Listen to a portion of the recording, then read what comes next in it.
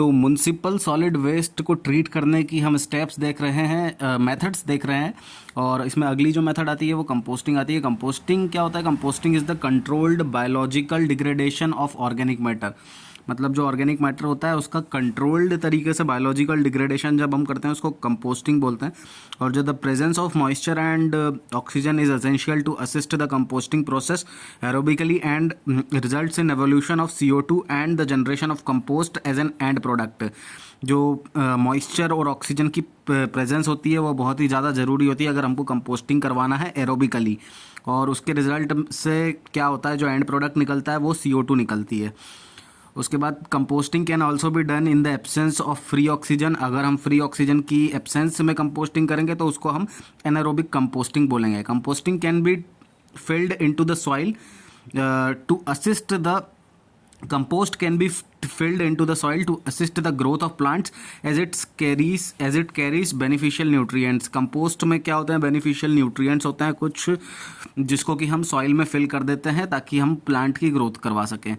The use of compost can encompass both commercial agriculture and domestic gardens। हम इनका commercial use कर सकते हैं, एग्रीकल्चर में यूज़ कर सकते हैं, और जो हमारे घर पे गार्डन्स होते हैं उनमें भी हम कंपोस्ट का यूज़ कर सकते हैं। पब्लिक के पार्क्स में भी यूज़ कर सकते हैं, गोल्फ में भी यूज़ कर सकते हैं, सभी जगह यूज़ कर सकते हैं। Composting of MSW is done to convert the waste into organic soil, improves fertilisers. Composting का यूज़ हम म्युनिसिपल सॉलिड वेस्ट में जो वेस्ट होता है उसको ऑर्गेनिक सॉइल में हम, ताकि उसकी फर्टिलाइजेशन उसका इम्प्रूव हो जाए ऑर्गेनिक सॉइल का, इसके लिए हम करते हैं। उसके बाद आती है हमारी एरोबिक टाइप की कंपोस्टिंग। एरोबिक टाइप की कंपोस्टिंग में ऑर्गेनिक वेस्ट होता है, उसमें हम एरोबिक कंपोस्टिंग करते हैं। ऑक्सीजन और वाटर इसमें रिक्वायर्ड होता है, और जब हमारा एंड प्रोडक्ट क्या निकलता है, इसमें CO2 निकलता है, वाटर निकलता है और हीट निकलती है, और एट द लास्ट मैन्योर बचती है, कंपोस्ट बचता है हमारा। तो aerobic composting is the biological decomposition of organic waste using air and microorganism under controlled aerobic conditions. Aerobic conditions जब हमारी कंट्रोल्ड रहती है और एयर और माइक्रो ऑर्गेनिज्म का यूज़ करके हम बायोलॉजिकल डिकम्पोजिशन करते हैं एरोबिक कंपोस्टिंग में। It involves the action of 2 types of micro organism. 2 type के माइक्रो ऑर्गेनिज्म का यूज़ करते हैं हम। एक पहले होते हैं मीसोफिलिक, दूसरे होते हैं थर्मोफिलिक। मीसोफिलिक ऑर्गेनिज्म जो होते हैं वो they act when the temperature is in medium range. वो 20 से 40 डिग्री सेल्सियस के बीच में एक्ट करते हैं मीसोफिलिक। और थर्मोफिलिक ऑर्गेनिज्म ज़्यादा टेम्परेचर 40 to 60 डिग्री के आसपास, जब टेम्परेचर हाई रेंज का रहता है तो उस वक्त थर्मोफिलिक ऑर्गेनिज्म एक्ट करते हैं। The aerobic composting equation can be easily written as. Aerobic composting की इक्वेशन हम इस तरीके से लिख सकते हैं, C6H12O6 जब 6O2 से रिएक्ट करता है तो 6CO2 बाहर निकलती है और 6H2 बाहर निकलता है। The compost so formed retains the nutrients and is used in the soil as manure. अब जो कंपोस्ट बचता है वो उसमें न्यूट्रिएंट्स होते हैं और उसको सॉइल में हम मैन्योर की तरह यूज़ कर सकते हैं, दैट मीन्स खाद की तरह यूज़ कर सकते हैं। अगली आती है हमारी एनारोबिक कंपोस्टिंग। एनारोबिक कंपोस्टिंग में भी सेम होता है। ऑर्गेनिक हमारा जो कंपोस्ट वेस्ट होता है उसमें एनारोबिक कंपोस्टिंग जब हम करते हैं तो वाटर हमको इनपुट देना पड़ता है और निकलता क्या क्या है, CO2, methane gas and other gases in small quantity, उसके साथ हीट और उसके साथ H2O, और आखिरी में हमारा को मिल जाता है मैन्योर यानी कि कंपोस्ट। तो एनारोबिक कंपोस्टिंग में anaerobic composting is the breakdown of organic waste in the absence of oxygen under controlled condition. ये भी कंट्रोल कंडीशन में होता है, इसमें भी ऑक्सीजन का ब्रेकडाउन होता है, इसमें भी ऑर्गेनिक वेस्ट का ब्रेकडाउन होता है, लेकिन ऑक्सीजन की एब्सेंस में होता है, एरोबिक में प्रेजेंस में होता है। The carbon content in the waste is converted CO2 and CH4। जो कार्बन कंटेंट होता है हमारा वो CO2 और CH4 में कन्वर्ट हो जाता है। The sulphur content in the waste is converted to H2S। तो कार्बन कंटेंट हमारा CO2 और CH4 में कन्वर्ट हो जाता है, सल्फर कंटेंट हमारा H2S में कन्वर्ट हो जाता है। अगर इसकी इक्वेशन हम देखें तो वो होगी C6H12O6, और इसमें से निकलता है 3CO2 प्लस H2O। इसमें ऑक्सीजन का यूज़ आया ही नहीं, ये डायरेक्ट ब्रेकडाउन हो गया। फिर आता है कंपोस्टिंग इन इंडिया। तो 2 तरीके से इंडिया में कंपोस्टिंग की जाती है, 2 मेथड होती है। एक इंदौर प्रोसेस होती है जो कि एरोबिक होती है, और एक बेंगलोर प्रोसेस होती है जो कि एनारोबिक होती है। In India Indore method and Bangalore methods are used for aerobic and anaerobic treatment of BOM respectively. अब इंदौर मेथड में क्या होता है, इट इज़ जो अल्टरनेटिव लेयर्स होती है कंपोस्ट की, कंपोस्टेबल वेस्ट की और नॉइड सॉइल की, देख सकते हैं आप यहाँ पे in the Indore method alternate layers of compostable waste and night soil are filled up into helps or windrows and expose to the atmosphere for decomposition. Alternate layers लेते हैं सॉलिड वेस्ट की और उसके बाद उनको एक्सपोज कर देते हैं एटमॉस्फियर में डिकम्पोजिशन होने के लिए। द हीप्स जो हमारा ढेर होता है are turned regularly for 2-3 months, और उनको जो हमारे कचरे के ढेर होते हैं उनको हम 2 से 3 महीनों में टर्न करते हैं, पलटाते रहते हैं। And then left unturned for the next, और उसके बाद फिर वापस 1-1.5 महीने के लिए खुला छोड़ देते हैं। And in this process the resulting mass becomes compost, और इस प्रोसेस के बाद आखिर में क्या होता है, जो भी बचता है वो हमारे पास कंपोस्ट बच जाता है। इसमें लगातार ये विंड भी देते रहते हैं, विंड ब्लो कर सकते हैं, जैसे आप डायग्राम में देख सकते हैं कि फ़ैन है जो कि विंड दे रहा है, और जो नाइट सॉइल है और एक्सक्रीटा है एनिमल्स का, ये सारा कुछ हम खुले में एटमॉस्फियर में छोड़ देते हैं। इसके बाद बेंगलोर मेथड में क्या होता है, जो कंपोस्टेबल वेस्ट होता है और नाइट सॉइल जो होती है उसमें उसको हम पाइल्ड अप कर देते हैं अल्टरनेटिव लेयर्स में, और उसके बाद जो अंडरग्राउंड अर्दन ट्रेंच होती है, एक ट्रेंच गड्ढा, लंबा गड्ढा खोद देते हैं और उसके अंदर हम इन लेयर्स को डाल देते हैं। उसके बाद उसके ऊपर 15 सेंटीमीटर की हम सॉइल डाल देते हैं और डिकम्पोजिशन के लिए छोड़ देते हैं। उसके बाद उसके बाद क्या होता है, उनके अंदर बायोलॉजिकल एक्टिविटीज़ होती है, और उसके बाद टेम्परेचर बढ़ता है तो एक डार्क ब्राउन कलर का हमको पाउडरी मास हमको मिल जाता है, उसको हम ह्यूमस बोलते हैं या कंपोस्ट बोलते हैं, और ये पूरी प्रोसेस होने में 4 से 5 महीने लगते हैं। आप देख सकते हैं डायग्राम में सॉइल डाल देते हैं, ट्रेंच खोदी, एक गड्ढा खोदा और उसके अंदर पूरा वेस्ट डाल दिया, ऊपर से सॉइल डाल दी। In Bangalore process methane gas generated and it can be collected and used as a fuel. Methane gas का प्रोडक्शन होता है बेंगलोर मेथड में, और इस गैस को हम फ्यूल की तरह भी यूज़ कर सकते हैं। However the collection system is very costly, बहुत खर्चा आ जाता है लेकिन उसको करने में। उसके बाद जो दूसरी मेथड होती है कंपोस्टिंग की, वो होती है वर्मी कंपोस्टिंग वेस्ट, और इसमें अर्थवॉर्म्स जो होते हैं, केचुए जो होते हैं, उनकी मदद से कंपोस्ट को डिकम्पोज किया जाता है। उसके बाद टॉपिक आता है हमारा मैच्योरिटी इंडेक्स इन कंपोस्टिंग। अब मैच्योरिटी इंडेक्स क्या होता है कंपोस्टिंग में, द क्वालिटी ऑफ कंपोस्ट और vermi compost is assessed on the basis of maturity index. जो कंपोस्ट हमारा बनता है और वर्मी कंपोस्ट बनता है हमारा, उसकी क्वालिटी कैसी है उसको हम मैच्योरिटी इंडेक्स से देखते हैं, जानते हैं। Good compost has the texture of moist loose soil, homogeneous and aesthetically good. जो अच्छा कंपोस्ट होगा उसका टेक्सचर है ना मॉइस्ट, जो मतलब हल्की हल्की सी नमी और लूज सॉइल की तरह होगा उसका टेक्सचर, वो होमोजीनियस होगा थ्रू आउट, और एस्थेटिकली वो बहुत अच्छा दिखेगा, गुड दिखेगा, अपीरियंस उसका अच्छा रहेगा।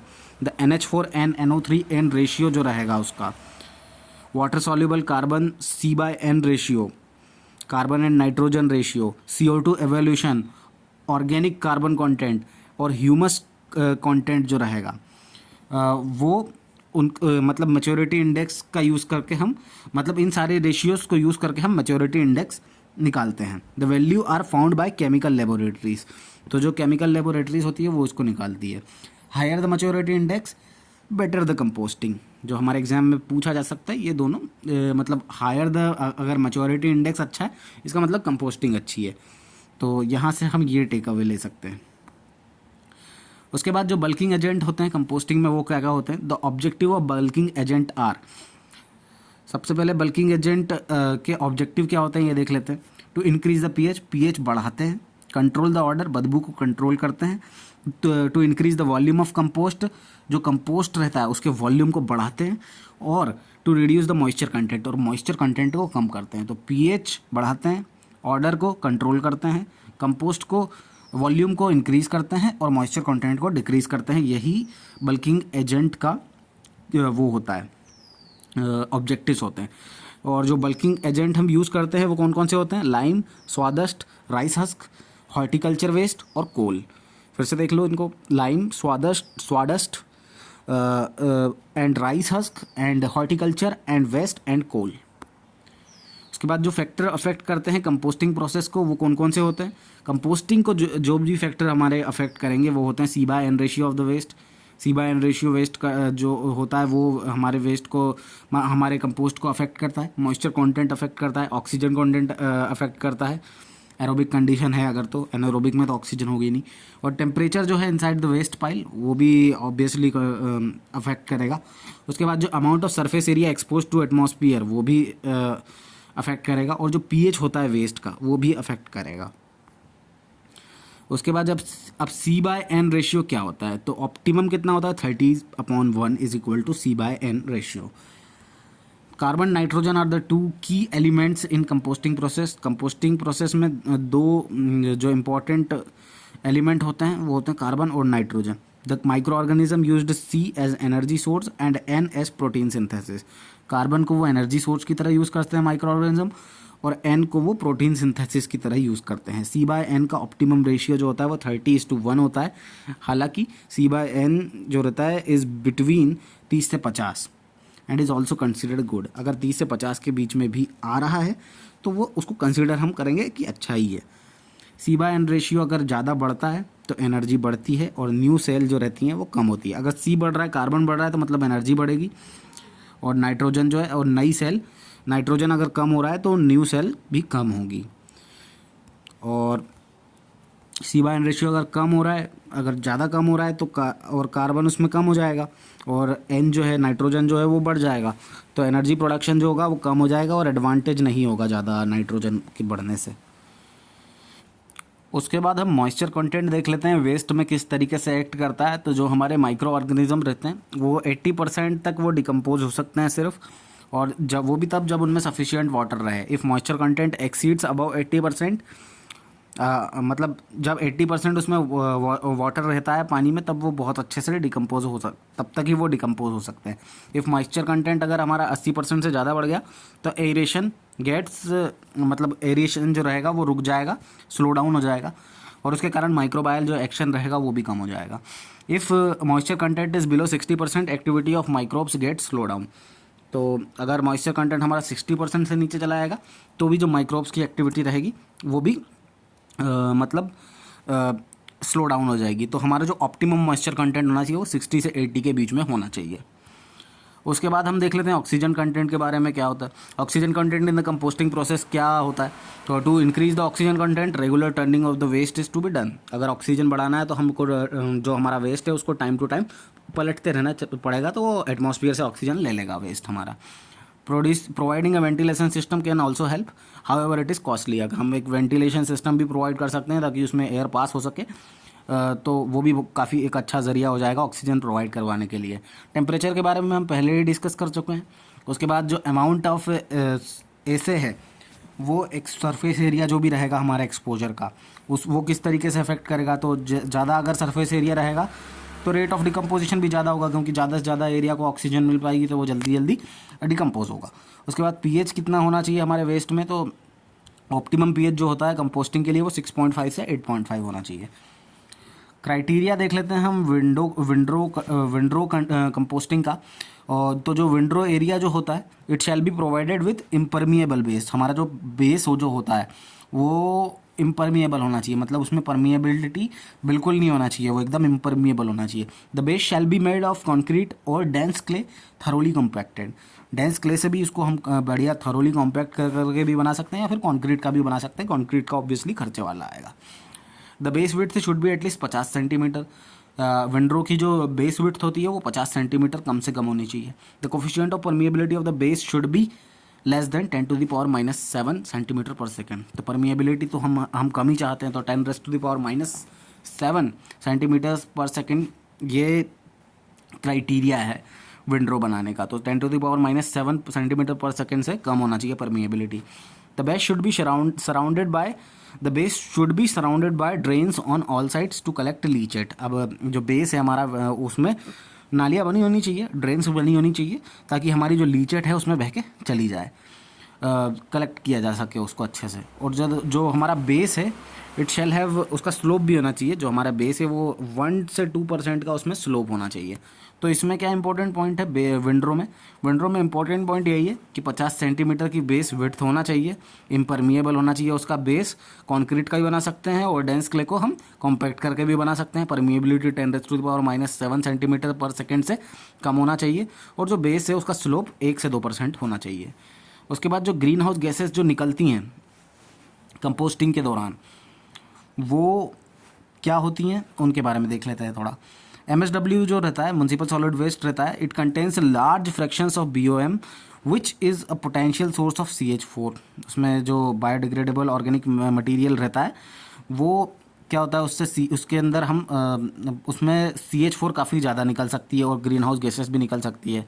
Methane is highly polluting green house gas. जो मीथेन होती है वो बहुत ज़्यादा पॉल्यूट करती है ग्रीन हाउस गैस, इसको माना जाता है। उसमें ग्लोबल वार्मिंग का पोटेंशियल भी ज़्यादा रहता है, CO2 से भी ज़्यादा रहता है, उसमें 21 गुना ज़्यादा रहता है। तो जो composting under aerobic condition transform a range of organic substance into stable compost. Composting under aerobic conditions transform a range of organic substance into stable compost.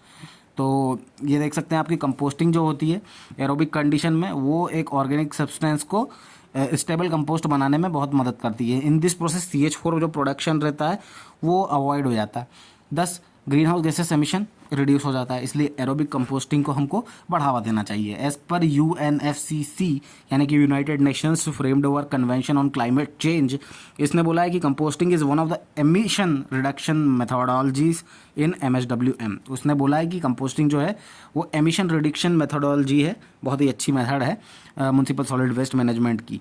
However cost benefit analysis is required before doing it. हालांकि हमको मतलब पहले पता चल जाना चाहिए कि cost कितना आ रहा है कंपोस्टिंग का टोटल, तो वो काफ़ी ज़्यादा अच्छी मेथड रहेगी ये म्युनिसिपल सॉलिड वेस्ट की।